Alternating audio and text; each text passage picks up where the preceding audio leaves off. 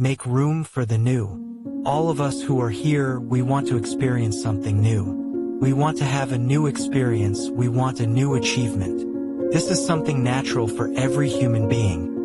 Wanting something new, a new achievement, a new experience. You need to make room for something new. You need to make room for something new in your mind. Something new, making room for something new, is much more than just cleaning out your closet. It's much more than selling the things that are suddenly old in your house. It's you being willing to change your mind. There is something new in store for us, but I need to be willing to transition my mind. If I change my mind, if I transition my mind, then I begin to live that which is good, perfect, and pleasant. But I need to be willing to make room for something new to come into my life. In order for you to experience this, you need to be willing to let go of even some of the crops you have stored away. Get rid of even what seems good.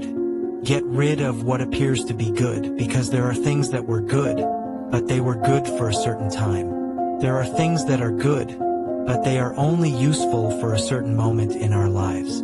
They serve a period of our lives. Now, if I want to live something new, if I want to make room for something new, I have to be willing to get rid of them, even if they seem good.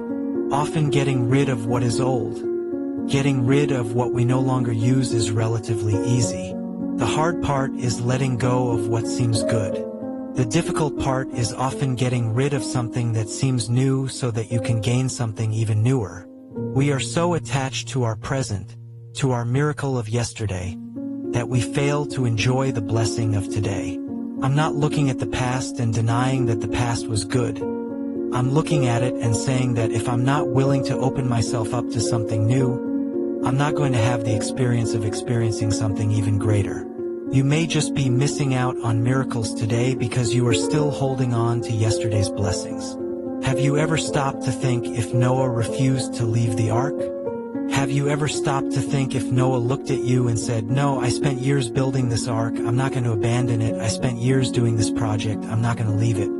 Years of my life I invested, I sweated, I spent time, I spent money, I spent resources, I spent my own life to build this. I will not leave this ark." He knew that the ark had served for a time, that what God had directed him to do was for a time and was no longer for today. This is exactly what you and I need to understand.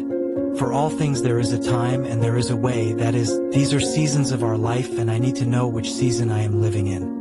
If your friends don't believe that you can be successful in what you do, change your friends, but don't give up on your dreams, don't give up on your dreams, don't give up on living something new, don't give up on living what God has for your life. Make room for a new harvest, make room for a new time, make room for something new.